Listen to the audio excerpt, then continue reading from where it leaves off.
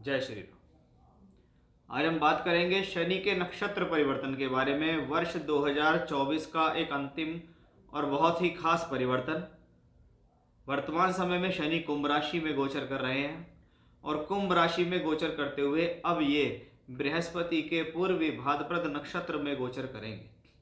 यानी ये गोचर जो होगा वो होगा 27 दिसंबर 2024 को और 28 अप्रैल 2025 तक शनि कुंभ राशि में रहते हुए पूर्वी भाद्रपद नक्षत्र में गोचर करेंगे, जहां पूर्वी भाद्रपद नक्षत्र के 3 चरण, शुरुआती 3 चरण कुंभ राशि में मिलते हैं और अंतिम एक चरण इनका मीन राशि के पहले चरण के रूप में देखा जाता है।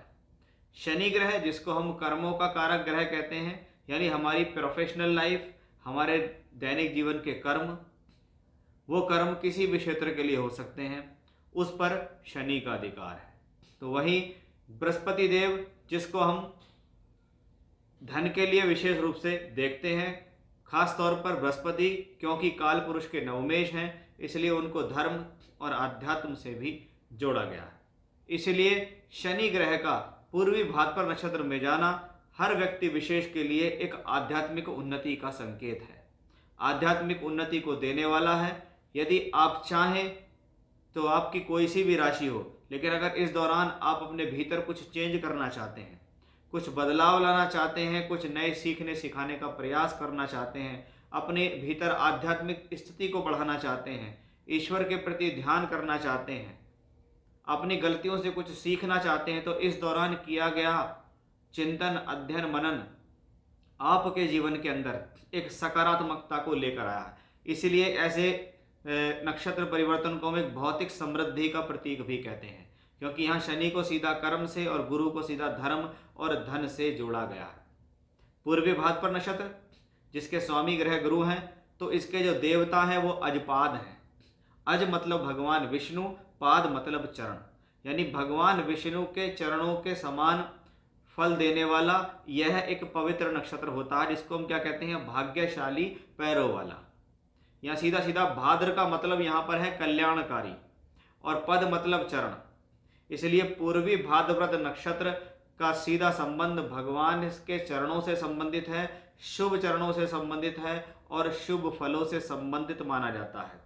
इसके अंदर स्वराशि के शनि है और वो बृहस्पति के नक्षत्र में है, यानी यहाँ पर शनि को गुरु का एक सहारा है, जिसकी वजह से वह अपने जीवन के अंदर एक उन्नति का प्रतीक देते चले जा रहे हैं। यानी कहीं ना कहीं सभी 12 राशियों के लिए अगर देखा जाए तो एक सकारात्मक दृष्टिकोण हमें दिखता है, लेकिन हर व्यक्ति विशेष अपने लिए क्या लेता है वह उसके कुछ ना कुछ उसके कर्मों पर भी आधारित होता है।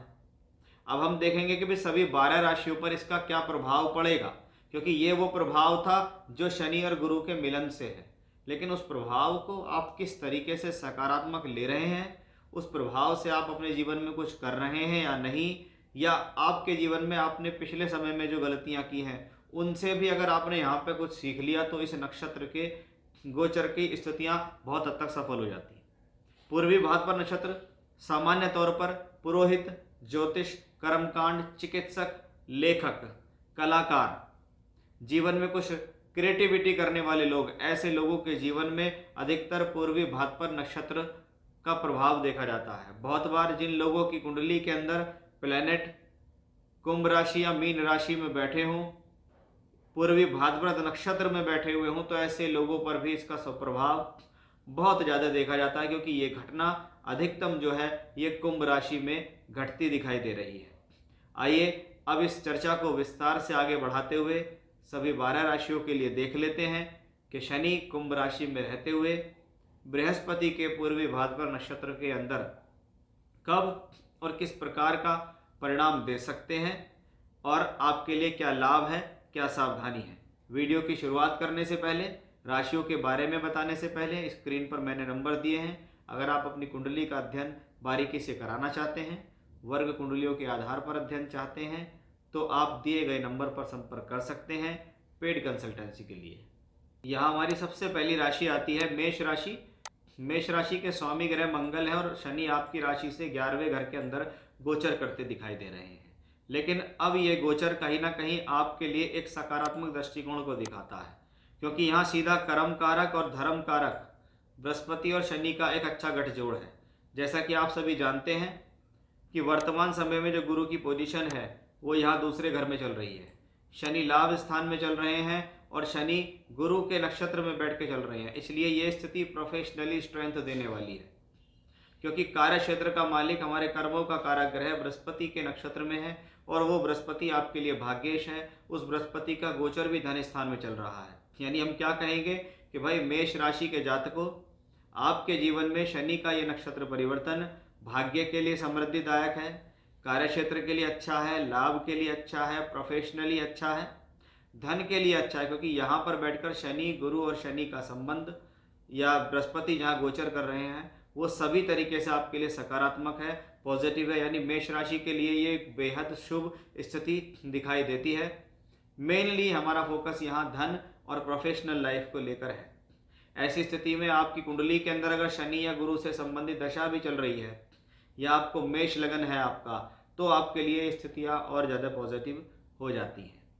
आइए देखते हैं कि वृषभ राशि के जातकों को क्या मिलने वाला है। वृषभ राशि के लिए शनि योग कारक है। योग कारक का मतलब है एक ऐसा प्लेनेट जो भाग्य स्थान और कर्म स्थान दोनों के रिजल्ट दे रहा हो, और ये शनि अब गुरु के नक्षत्र में ट्रांजिट करेंगे। सबसे पहली बात, जैसा कि मैंने आपको बताया था कि वो आध्यात्मिक उन्नति के लिए ये बहुत अच्छा है। तो क्या है, क्योंकि गुरु यहाँ अष्टमेश भी हैं, तो योगा, प्राणायाम, आध्यात्मिक उन्नति, ध्यान लगाना, रिसर्च करना, डॉक्टर हैं, आप चिकित्सक हैं, या आपका लेखक का काम है, शोधन का काम है, आप राइटर हैं या कोई क्रिएटिविटी करते हैं या कुछ खोज कर निकालते हैं, ऐसे कामों को करते हैं तो आपके लिए अच्छा है। गुरु क्योंकि एकादशेश यानी लाभ का संबंध गुरु से है, और गुरु का गोचर अगर आप यहाँ देखेंगे तो वो वृषभ राशि में उस दौरान चल रहा होगा। यानी आप शनि के स्थिति को, शनि के नक्षत्र परिवर्तन को और गुरु तीनों को मिला के देखें तो आपके लिए बेहद सकारात्मक स्थिति है। यहाँ पर ग्रह आपकी राशि में बैठे हुए गुरु सम्मान को बढ़ा रहे हैं, धन के कारक हैं, धन की स्थिति को बेहतर कर रहे हैं। तो वहीं शनि भाग्येश और कर्मेश है, तो भाग्य और कर्म दोनों के लिए अच्छा हो जाता है। तो ये वृषभ राशि के जातकों के लिए भी बेहद शुभ कॉम्बिनेशन इसको हम कह सकते हैं। मिथुन राशि के जातकों, आपके लिए ये कॉम्बिनेशन कैसा रहेगा, क्योंकि आपके लिए शनि भाग्य ही स्थान में बैठे हुए हैं। अब भाग्येश भाग्य स्थान में है तो उसको एक सपोर्ट चाहिए। वो सपोर्ट यहाँ गुरु की वजह से आपको मिलता दिखाई देगा। कौन है गुरु आपके लिए? सप्तमेश भी हैं। कौन है गुरु आपके लिए? दशमेश हैं। तो ऐसी स्थिति में क्या है, जीवन साथी का सहारा मिलना, जीवन साथी की प्राप्ति होना, या लाइफ में किसी व्यक्ति विशेष की वजह से राइज करना, या आपके जीवन साथी का इस समय आपको सहयोग मिल गया इकोनॉमिकली, या उसकी नौकरी लग गई तो आपके जीवन में सहयोग बढ़ गया, तो वो इस शनि को सपोर्ट है। क्योंकि गुरु यहाँ दशम के मालिक भी हैं और शनि कर्म कारक होते हुए गुरु के नक्षत्र में है, इसलिए ये स्थिति भाग्य और प्रोफेशन दोनों को एक साथ जोड़ती दिखाई देती है। गुरु इस दौरान 12वें घर में ट्रांजिट कर रहे हैं, तो ये एक इंटरनली कनेक्शन भी बन रहा है कि यहाँ पर शनि दूर स्थान से जुड़कर कुछ काम करा सकते हैं, विदेश से जुड़कर कोई काम करा सकते हैं, विदेश में कोई नौकरी या घर से कोई दूर नौकरी, एक्सपोर्ट इंपोर्ट या बाहर से जुड़कर कोई लाभ देने का संकेत भी यहाँ शनि के पूर्व भाद्रपद नक्षत्र में जाने के कारण बनता दिखाई दे रहा है। अब हम लेते हैं कर्क राशि। कर्क राशि, शनि आपकी राशि से अष्टम भाव में गोचर कर रहे हैं, जिस पे हम शनि की ढैया कहते हैं। लेकिन शनि की ढैया चलते हुए कुछ पॉजिटिव स्थितियाँ अगर मिल जाए तो ये हमारे लिए एक रिलीफ है, क्योंकि अब ये गुरु के बृहस्पति के यानी पूर्वी भाद्रपद नक्षत्र में है। और पॉजिटिव बात क्या है कि बृहस्पति आपके लिए भाग्येश है, यानी भाग्य का संबंध अब शनि का बन गया। अंदरूनी रूप से शनि अब आगे की तरफ मूवमेंट भी कर रहे हैं, क्योंकि शनि अब राशि परिवर्तन करेंगे मार्च के महीने में, और शनि फिर बृहस्पति की तरफ की राशि की तरफ भी जा रहे हैं, वो भाग्य स्थान है। तो दोनों स्थितियों में शनि की स्थितियाँ पॉजिटिव दिखाई दे रही हैं। यहाँ पर शनि गुरु के नक्षत्र में, और गुरु का हमें पता है कि वो वृषभ राशि में गोचर कर रहे हैं। इसका मतलब शनि का संबंध भाग्य स्थान, लाभ स्थान, कर्म स्थान पर दृष्टि देते हुए तीनों तरीके से पॉजिटिव है। इसको हम क्या कहते हैं कि भाई शनि की ढैया होते हुए भी आपके ऊपर एक रिलीफ है, या शनि की ढैया जाते जाते आपके जीवन में एक सकारात्मक स्थिति को दे रही है। तो वो स्थिति कहाँ से आती है? वो स्थिति इसी कॉम्बिनेशन से जाती दिखाई दे रही है कि यहाँ पर शनि एक सकारात्मक दृष्टिकोण में है, जो अब बृहस्पति के पूर्वी भाद्रपद नक्षत्र की तरफ जा रहे हैं, जो कि आपके लिए कहीं ना कहीं एक पॉजिटिव स्थितियाँ दिखाई देती हैं। सिंह राशि के जातकों के लिए अगर हम देखें तो सिंह राशि आपके लिए लगन, यानी आपकी राशि के मालिक सूर्य हैं, शनि यहाँ सप्तम भाव में है। अब शनि सप्तमेश होकर सप्तम में है और ये शनि गुरु के नक्षत्र में है, और गुरु कौन है? पंचमेश। तो क्या हुआ? अंदरूनी रूप से पंचम सप्तम का कनेक्शन बना, प्रेम संबंध में सफलता, पढ़ाई लिखाई करके नौकरी प्राप्त करने के योग, या अगर आप कोई पढ़ाई पूरी कर चुके हैं तो आपको कोई पैकेज मिल जाएगा या कोई नौकरी मिल जाएगी। ये स्थिति शिक्षा विद्या बुद्धि के लिए बेहतर है, पद प्राप्ति के लिए बेहतर है, विवाह से संबंधित स्थितियों के लिए शुभ है। यहाँ पर शनि, क्योंकि गुरु के नक्षत्र में है शनि, और गुरु कहाँ है? दशम भाव में। ये दशम भाव हमारे कार्य क्षेत्र का भाव है, और वहीं शनि दशम से दशम में बैठे हुए हैं। ये देखिए आप 10वें से 10वें बैठे हुए हैं, इसलिए शनि की पोजीशन गुरु के नक्षत्र में जाते हुए अपने आप को बहुत स्ट्रॉन्ग स्थिति को बना रही है। और स्ट्रॉन्ग स्थिति का सीधा मतलब है कि यहाँ पर शनि 7वें घर के भी पूरे फल देंगे, और गुरु के दशम भाव में होने के कारण प्रोफेशनल लाइफ को भी एक अच्छी स्ट्रेंथ देते हुए दिखाई देंगे। ये स्थिति भी यहाँ से क्लियर दिखती है, यानी सिंह राशि के जातकों के लिए भी स्थितियाँ सकारात्मक दिखाई दे रही हैं। अब आपकी राशि अगर कन्या है, और कन्या राशि में अगर हम देखें तो भाई शनि छठे घर में हैं, लेकिन यहाँ पर शनि अब छठे घर में चलते हुए पहुँच रहे हैं गुरु के नक्षत्र के अंदर। तो सबसे पहले हमने गुरु को देखा तो गुरु वर्तमान में भाग्य स्थान में है, यानी शनि भले ही छठे घर में है, संघर्ष चल रहा है, एफर्ट्स लाइफ में लगे हुए हैं, लेकिन गुरु के नक्षत्र में है, तो हम क्या कहेंगे? ये स्थिति जीवन में भाग्य को वर्धक है, भाग्य को बढ़ाने वाली है, क्योंकि गुरु भाग्य स्थान में बैठे हुए हैं। अब ये गुरु चतुर्थेश है, तो भूमि जमीन जायदाद प्रॉपर्टी से कोई फायदा। ये सप्तमेश है, तो जीवन साथी से मिलने वाला कोई लाभ या पद प्राप्ति की स्थितियां यहाँ पॉजिटिव होती दिखती हैं।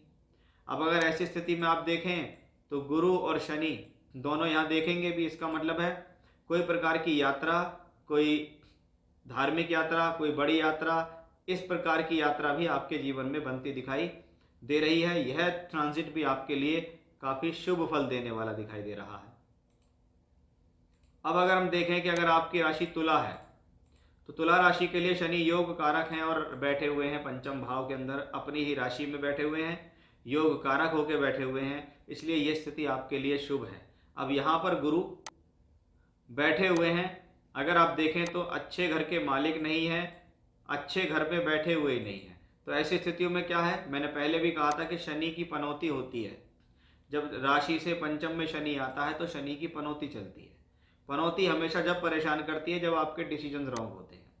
शनि गुरु के नक्षत्र में है, गुरु 8th हाउस में बैठे हैं, यानी इस दौरान आप डिसीजन सोच समझ कर लें, अन्यथा ये स्थिति आपके पंचम भाव पे अशुभ प्रभाव डालेगी, आपकी शिक्षा पर, आपके रिलेशनशिप पर प्रॉब्लम देगी।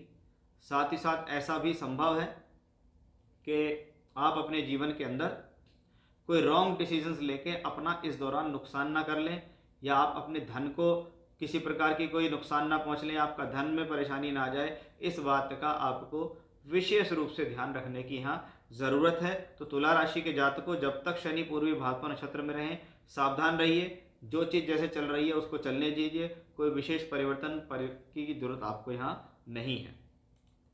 अब शनि आपकी राशि से अगर देखें, अगर आपकी राशि वृश्चिक राशि है तो वृश्चिक राशि से चौथे घर में शनि है।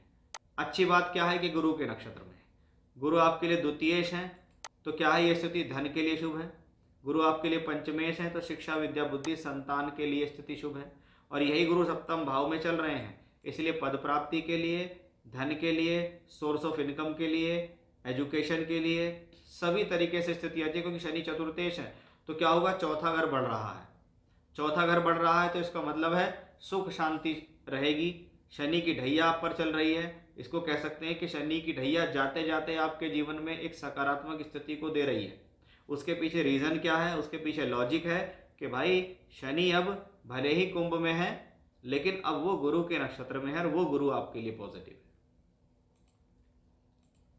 अब धनु राशि, धनु राशि आपके लिए शनि राशि से 3rd हाउस में गोचर कर रहे हैं, लेकिन आपके लिए पॉजिटिविटी क्या है भाई, बृहस्पति के नक्षत्र में आ गए हैं शनि, और वो बृहस्पति राशि का मालिक है, इसलिए मान सम्मान बढ़ेगा, सेल्फ कॉन्फिडेंस बढ़ता दिखाई देगा।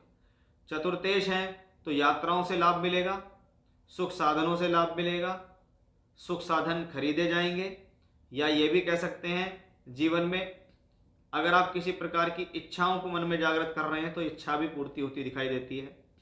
कोई भूमि जमीन जायदाद प्रॉपर्टी पे इन्वेस्टमेंट करना चाहते हैं तो आपके लिए शुभ है।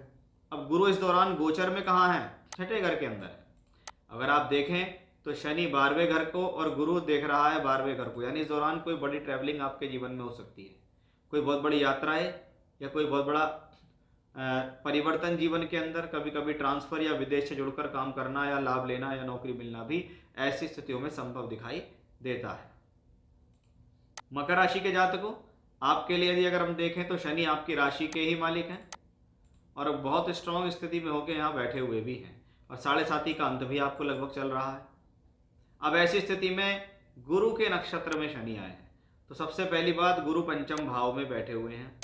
भाव अच्छा है लेकिन अच्छे घर के स्वामी नहीं है गुरु, तो क्या है कि भाई 7.5 खत्म हो रही है, धीरे धीरे 7.5 एंड की तरफ जा रही है, लेकिन इसमें शनि का गुरु के नक्षत्र में जाना एक चैलेंज भी पैदा कर सकता है, क्योंकि वो 12वें और 3रे का मालिक है और वो गुरु पंचम भाव के अंदर है। इसलिए इस दौरान आप ऐसा कोई भी काम या डिसीजंस ऐसा नहीं लेंगे जिससे आपकी बुद्धि की वजह से आपको कोई लॉस हो जाए, आपके निर्णय की वजह से आपका पैसा कहीं रुक जाए या फंस जाए या अटक जाए। इस बात का आपको विशेष रूप से ध्यान रखना होगा। अदरवाइज नॉर्मल तौर से वर्क करेंगे तो मुझे नहीं लगता कि मकर राशि के जातकों को कोई यहाँ शनि का ट्रांजिट कोई प्रॉब्लम दे सकता है। अब कुंभ राशि, शनि लग्नेश है, या आप ये समझिए शनि आपकी राशि के मालिक होकर राशि में है, आपके लिए बहुत सकारात्मक स्थिति है। पहली बात, शनि यहाँ गुरु के नक्षत्र में, गुरु का ट्रांजिट आप देख रहे हैं 4थे घर में है, केंद्र में है, धन का कारक केंद्र में है, और गुरु आपके लिए डबल धनयोग वाला प्लेनेट है, क्योंकि वो 11वें और दूसरे दोनों को संबंध बनाता है। इसका सीधा सीधा सा मतलब है कि शनि की ये पोजीशंस कुंभ राशि के जातकों के लिए इस दौरान धन से संबंधित स्थितियों के लिए बेहद शुभ है। यह स्थिति प्रोफेशनल लाइफ को स्ट्रेंथ दे सकती है, आपकी कोई तरक्की हो जाए, आपका कोई प्रमोशन हो जाए, आपका कहीं से पैसा आ जाए, आपका पैसा बढ़ जाए, काम धंधे में तरक्की हो जाए, अचानक से अच्छे ऑफर मिलने शुरू हो जाए, अचानक से अच्छी स्थितियां प्राप्त हो जाएं। प्रोफेशनली गेन के लिए ही ये शनि का जो ट्रांजिट पूर्वा भाद्रपद नक्षत्र में है, ये सबसे ज़्यादा शुभ और सबसे ज़्यादा सॉलिड है। यानी इसको हम कह सकते हैं कि भाई ये शनि की पोजीशंस गुरु के नक्षत्र की वजह से बहुत सकारात्मक है कुंभ राशि के जातकों के लिए। अब अगर आपकी राशि है मीन, तो मीन राशि के लिए क्या है, बृहस्पति राशि के मालिक हैं, शनि कहाँ है, 7.5 का पहला चरण आपको चला रहे हैं। अब 7.5 चल रही है, लेकिन शनि ने क्या करा, गुरु के नक्षत्र में पहुंच गए। वो 7.5 के दूसरे चरण की तरफ आते हुए, लेकिन जब वो चरण में एंट्री करेंगे तो वो गुरु के नक्षत्र में होते हुए चेंज करेंगे। इसलिए ये एक पॉजिटिव स्थिति है, यहाँ शनि आपको ज़्यादा परेशान नहीं करेंगे। ऐसी स्थिति में आप गुरु का गोचर यहाँ देखेंगे तो वो 3rd हाउस में चल रहा है, शनि 12वें में है, गुरु 3rd में है, उसी के नक्षत्र में है। इसलिए टूर ट्रैवलिंग यात्रा से फ़ायदा, किसी प्रकार के परिवर्तन से फ़ायदा, किसी प्रकार का चेंज लाइफ में आ सकता है, कोई जॉब चेंज हो सकती है, कोई स्थान बदला जा सकता है, और वो स्थान और वो जॉब आपके लिए एक पॉजिटिव फैक्टर लेकर आएगा, क्योंकि गुरु यहाँ दशमेश भी है। इसलिए ये स्थिति कर्म कार्य क्षेत्र के लिए शुभ है, मान सम्मान के लिए शुभ है। और अगर आप 7.5 की वजह से किसी प्रकार का कॉन्फिडेंस लेवल आपका लो हुआ है तो उसमें भी ये स्थिति पॉजिटिविटी देती दिखाई दे रही है। तो ये था सभी 12 राशियों पर जब शनि पूर्वी भाद्रपद नक्षत्र में गोचर करेंगे तो वो आपको कैसा फल देंगे, क्या लाभ है, क्या सावधानी है, किसके लिए कैसा है, वो सब मैंने आपको इस वीडियो में जानकारी दी। जय श्री राम।